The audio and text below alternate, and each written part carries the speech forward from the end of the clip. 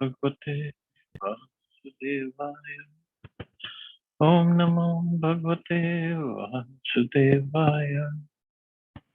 Narayana Namaskritya Naram Jayam Narottamam Devim Saraswatim Vyasam Tato Jayamudire. Nashtaprayeshu Vadreshu Nityam Bhagavata Sevaya. Bhagavati Uttam Shloke Bhaktir Bhavati Naishtike. So it's the 87th chapter of Srimad Bhagavatam, 10th canto. But today I thought let's read from Krishna book what Prabhupada has written on this chapter, because Prabhupada's commentary is little easier to understand. So we'll start from Shukdev Goswami when he started speaking to Parikshit Maharaj, and about when Narad Muni visited Narayan Rishi. So we'll read from there. So no shlokas here, so we'll just continue with the story. Shukdev Goswami continued to speak to Parikshit Maharaj. My dear king, in this regard, I shall narrate a nice story. This story is important because it's in connection with Narayan, the Supreme Personality of Godhead. This narration is a conversation between Narayan Rishi and the great sage Narad. Narayan Rishi still resides in Badrika Ashram and is accepted as an incarnation of Narayan. Badrika Ashram is situated in the northernmost part of the Himalaya mountains and is always covered with snow. Religious Indians still go to visit this place during the summer season when the snowfall is not very severe. Once when Narad, the great devotee and ascetic among the demigods, was traveling among different planets, he desired to meet the ascetic Narayan personally in Badrika Ashram and offer him respects. This great sage incarnation of Godhead, Narayan Rishi, has been undergoing great penances and austerities from the very beginning of the creation to teach the inhabitants of Bharatvarsha how to attain the highest perfectional stage of going back to Godhead. So this is special mercy of Lord Narayan. As Narayan Rishi, he is there himself undergoing austerities and teaching us, the inhabitants of Bharatvarsha. So this is not available everywhere else, only in Bharatvarsha. That's why Bharatvarsha is very important place, very pious place, land of dharma. Every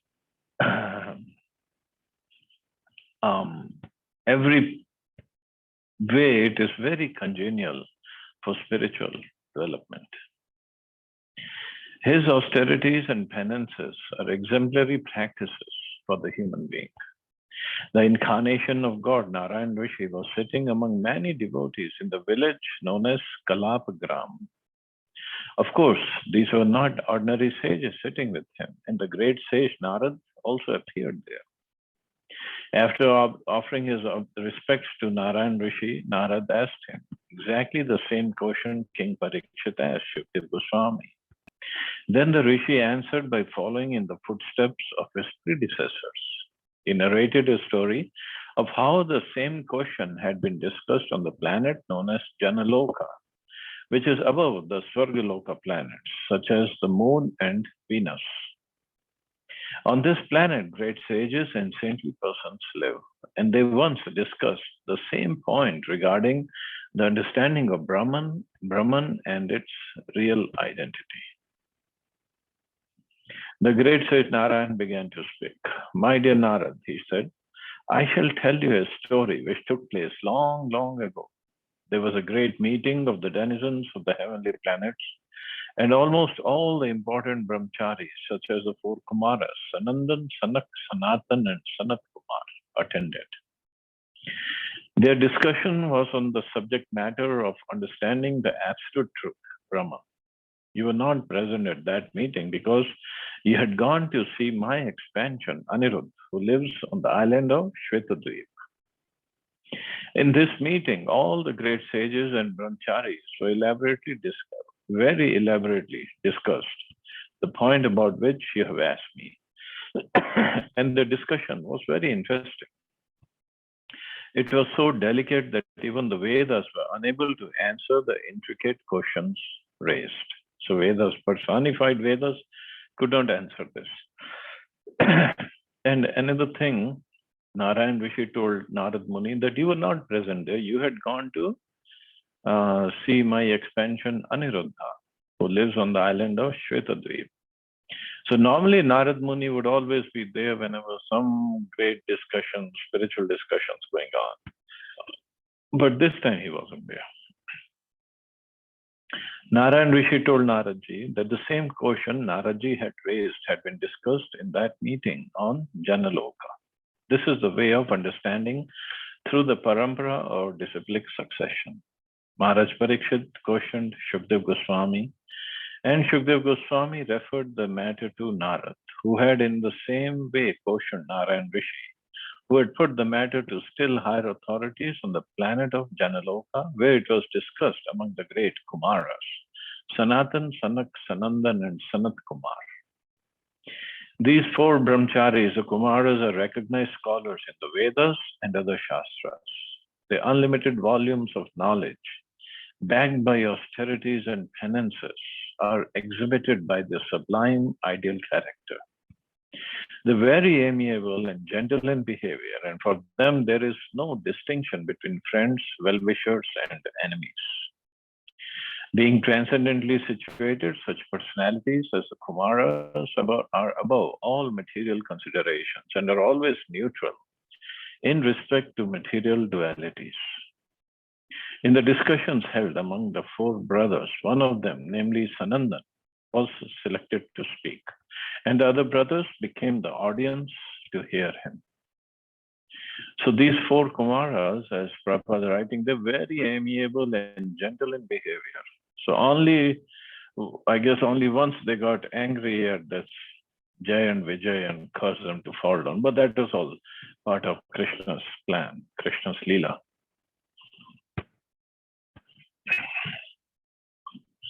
Sanandan said, after the dissolution of the whole cosmic manifestation, the entire energy and the whole creation in its nucleus from nucleus form enter into the body of Garbhodakshai Vishnu. So whole creation, the entire energy and the whole creation in its nucleus form. So actually it is mentioned, it goes inside the body of Mahavishnu in the form of a pea, small golden pea. The Lord at that time remains asleep for a long, long time. And when there is again necessity of creation, the Vedas personified assemble there. Just a sec.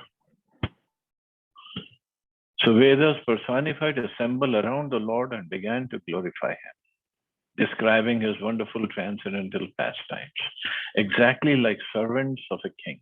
When the king is asleep in the morning, the appointed reciters come around his bedroom and begin to sing of his chivalrous activities. And while hearing of his glorious activities, the king gradually awakens. So this is what used to happen during the kingly times. Now we just wake up to WhatsApp messages and Facebook messages or some alarm clock. The Vedic reciters or the personified Vedas sing thus, O unconquerable Lord, you're the Supreme Personality. No one is equal to you or greater than you. No one can be more glorious in his activities. All glory is unto you. All glory is unto you. By your own transcendental nature, you fully possess all six opulences. As such, you are able to deliver all conditioned souls from the clutches of Maya. O Lord, we fervently pray that you kindly do so. All the living entities, being your parts and parcels, are naturally joyful, eternal, and full of knowledge. But due to their own faults, they imitate you by trying to become the supreme enjoyer.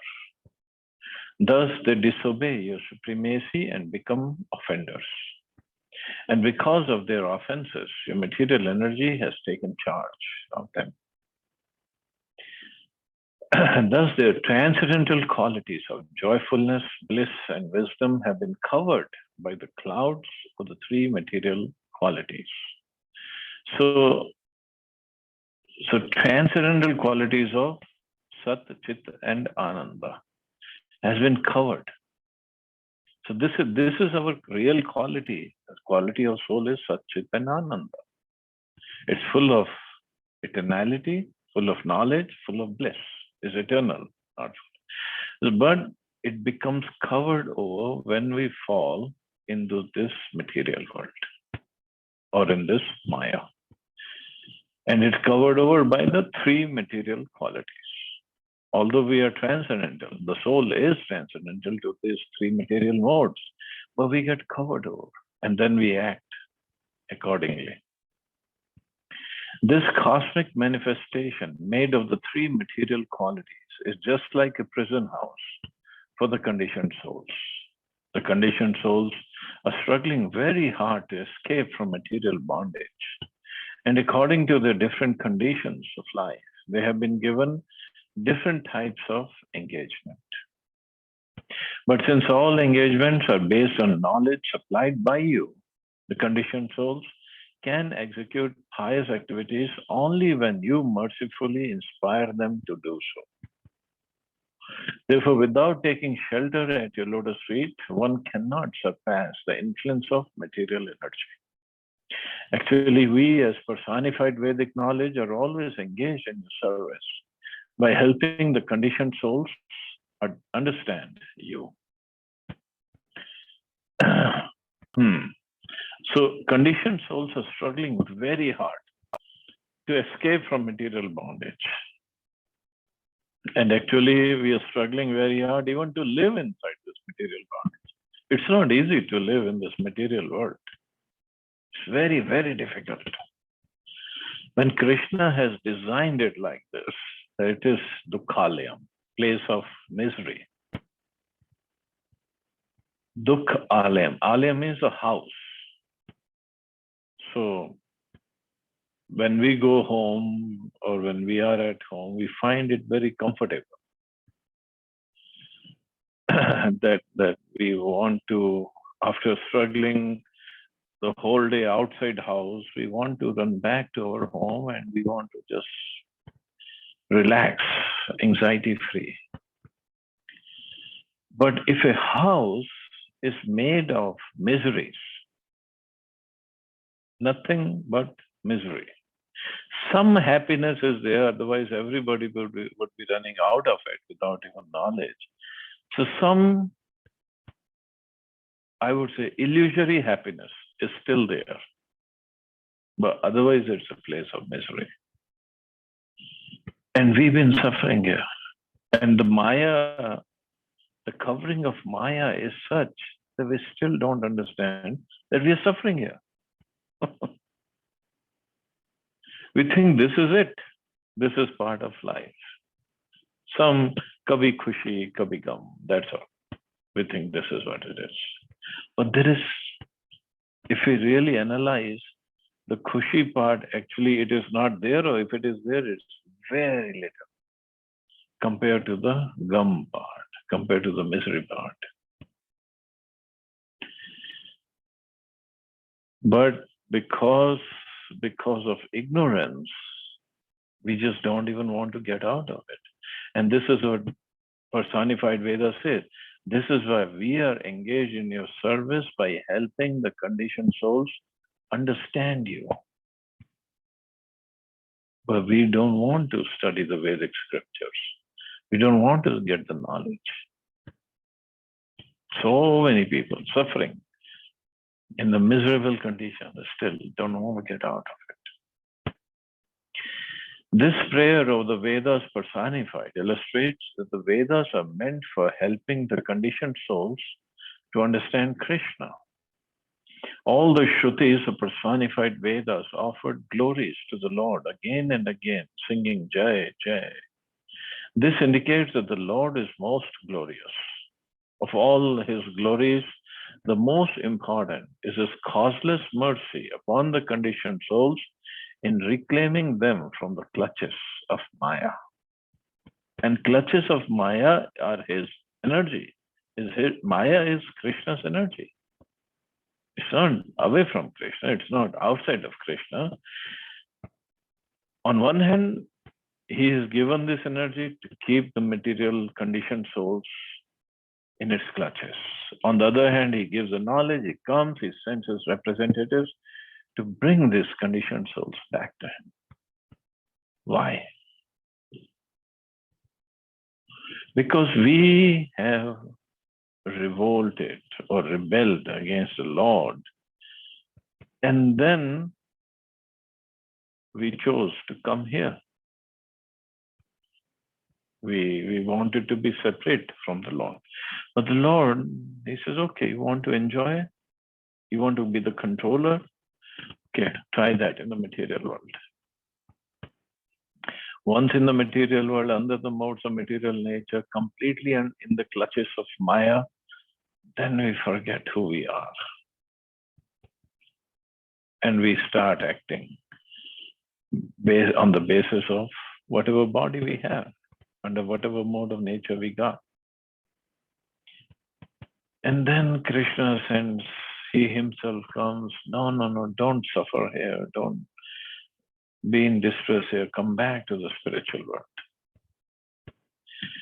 And why he doesn't force us? Because he doesn't doesn't want to take away the independence he has given us. We are part and parcel of Krishna. Krishna is supremely independent, so we have some independence. And that independence is our desire. So our desire, if it is there to be with Krishna, to go back to Krishna Loka, then Krishna will help.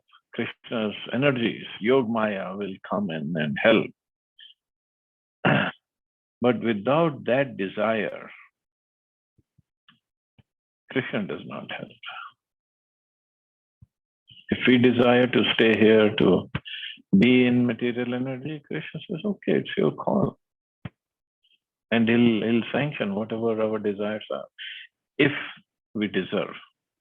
I mean, if I desire, I want to be president of the United States, I'm not going to become that because I don't deserve that. But at the same time, yes, Vedas are there, Krishna is there, but the Krishna's devotees, they go out of their way to create somehow or other that desire in our heart to that, yes, I want to get out of here. That's a special power, potency, prerogative, the special mercy that Krishna has bestowed on his devotees, that they can induce this desire in conditioned souls. Narad Muni travels all over the universe, and this is what he does. He induces this desire, and then he gives the knowledge, and then he gives his association. And the devotees, and then the soul starts, yes, I want to get out of here. And he starts making progress spiritually. And why all this program? Why? Because the desire to go back means ultimately we want to develop love for Krishna. And that love cannot be forced. Love has to come out within our heart, or the love is there, it's just been covered over. So we have to remove the covering to bring forth that love for Krishna that we all have. Love cannot be forced. Krishna is not going to force us. Oh, you love me. Just like in movies, the villain, he kidnaps the heroine, and then he says, no, you should love me. That doesn't work. So this is the same story here. And here the Vedas are glorifying the Lord, that you are the most glorious. And of all his glories, the most important is his causeless mercy upon the conditioned souls and reclaiming them from the clutches of Maya. See, Prabhupada's explanations are so simple and so potent. In Bhagavatam, we had so much of difficulty in understanding. Prabhupada further writes, there are unlimited numbers of living entities in different varieties of bodies, some moving and some standing in one place. And the conditioned life of these living entities is due only to their forgetfulness of their eternal relationship with the Supreme Personality of Godhead. When the living entity wants to lord it over the material energy by imitating the position of Krishna, he is immediately captured by the material energy and according to his desire is offered one variety of the 8,400,000 different kinds of bodies. So many species, so that different kinds of bodies, he is awarded according to his desire. Not Krishna's desire, it's a living entity's desire. Although undergoing the threefold miseries of material existence, the illusioned living entity falsely thinks himself the master of all his service. Although undergoing the threefold miseries, everybody is undergoing these miseries. Not just human beings, everybody. Even a dog thinks he is a master of the area that he is living in or on the street is living in. I'm the master of this area. That's why you go there and he doesn't recognize you, he'll start barking on you and then he might jump on you because this is my kingdom. What kingdom? The street will always be there. Before the dog, the street was there. After the dog, the street will be there. And while he is living, some other stronger dog can come and he can kick this dog out. So what master? What controller? But we all think the same way. This is my house. Don't come in here. I am the master of this house and I have so many ways to protect my house, my investments, my property. Nothing works. Nothing. Or it might work for a while, but that's about it. But in the process, we get so attached to everything that we possess. And that is why when we die, everything will be taken away at the time of death, if not before. But we are so attached. That's why the death is very, very painful. How painful? It is said that the death is like biting of 42,000 scorpions at the same time. So much of pain is there. Why the pain? Because of our attachment. If there is no attachment, there is no pain. It doesn't mean there is a poor person has no attachment. He might have attachment to whatever he has, and the rich person has more attachment to whatever he has. But if we practice to dovetail our attachment towards the Lord, then these material attachments will slowly go away. And that is when, at the time of death, a devotee, when he leaves the body, he is either he is peaceful, very calm, or he could be happy. Because he knows where is he going. He knows he has no attachment. He knows everything belongs to Krishna. He knows I am going to Krishna. Where is the cause of any lamentation? But a materialist person is very afraid, first of all, before death. And at the time of death, he is very, very much in pain. Because now is the time you got to leave everything. Cannot take it with you.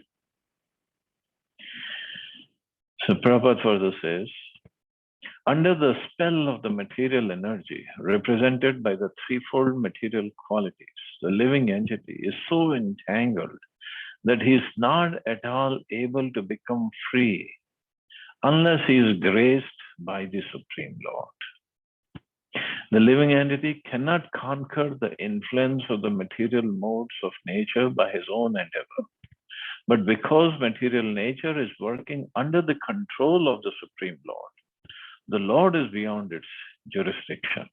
Except for him, all living entities, from Brahma down to the ant, are conquered by the contact of material nature. So this is how his material nature works. Prabhupada further says, because the Lord possesses in full the 6 opulences of wealth, strength, fame, beauty, knowledge, and renunciation, he alone is beyond the spell of material nature, because he owns everything in full. There's nothing lacking. Unless a living entity is situated in Krishna consciousness, he cannot approach the Supreme Personality of Godhead.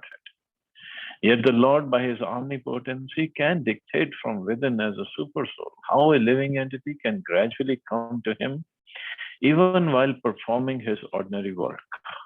As the Lord advises in Bhagavad Gita, whatever you do, do it for me. Whatever you eat, first offer it to me. Whatever charity you want to give, first give it to me. And whatever austerities and penances you want to perform them for me.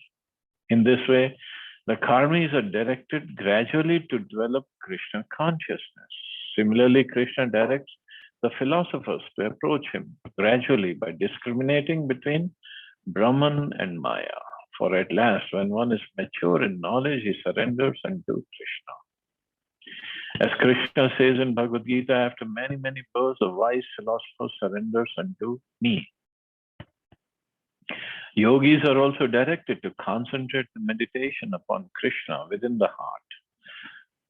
And by such a continuous process of Krishna consciousness, they can also become free from the clutches of material energy. The devotees, however, are engaged in devotional service with love and affection from the very beginning, and therefore the Lord personally directs them so that they can approach him without difficulty or deviation. This is stated in the Bhagavad Gita. Only by the grace of the Lord can the living entity understand the exact position of Brahman, Paramatma, and Bhagwan. So ultimately, every living entity wants to go to him. But we all are at different stages of our progress, different stages of how we want to approach him. So accordingly, Krishna guides, Krishna helps. And the word that is particularly used is how to become free from the clutches of the material energies. A clutch means how it holds together, how it has its teeth, and it holds the living entity completely in its grip, so it cannot just slip away. So the material energy just has bound us up like that. It doesn't want to give it up so easily. But one who is free from material energy can easily open up the grip and free us up. So that free person either is a Supreme Lord or the bona fide spiritual master. They can help. So, okay, so I guess we can stop here. See anybody has any questions or comments?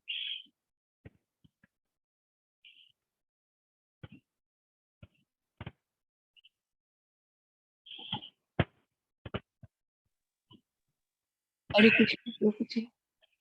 Hare Krishna, Mata. Wonderful class. कितना Thank you, aware Mata. करते हो आप हर रोज, कितनी knowledge देते हो आप. God bless you. आज तो इतना कमाल का क्लास लग रहा है, कल और आज का मुझे इतना अच्छा लग रहा है. आपके मुंह Thank से you, बोले Mata. हुए एक एक शब्द मोती जैसे है. आप समझ नहीं पा रहे हो ना कि आप कितने महान हो. मैं कुछ नहीं हूँ, प्रभुपाद ने जो लिखा मैं तो वही पढ़ रहा हूँ, कुछ भी नहीं कर रहा. ये मैं भी आपको, ये कोई कम बात नहीं है ना, ये थोड़ी ऑर्डिनरी बात है. आप पढ़ रहे हो, उनकी चाहे आप ब्लेसिंग्स हैं, फिर भी आप पढ़ रहे हो ना, माया नगरी में बैठ के भी. Thank you so much, thank you. Thank you, Mata. मुझे Thank पता you. करते हो आप कैसे जाना है इसको छोड़ के, क्लचेस को कैसे लूज करना है। Thank you so much, God bless you, Krishna bless you. Thank you. Thank you, Mata. I need all the prayers and blessings I can get. Yes, Thank my you, Prabhuji. blessings are always there. Okay, Mata. Thank you all very much. You all have a safe and wonderful day. Hare Thank Krishna. you. Jai Shri Hare Krishna, Hare Jai Shri Krishna, Krishna Jai Prabhuji, Shri Jai Shri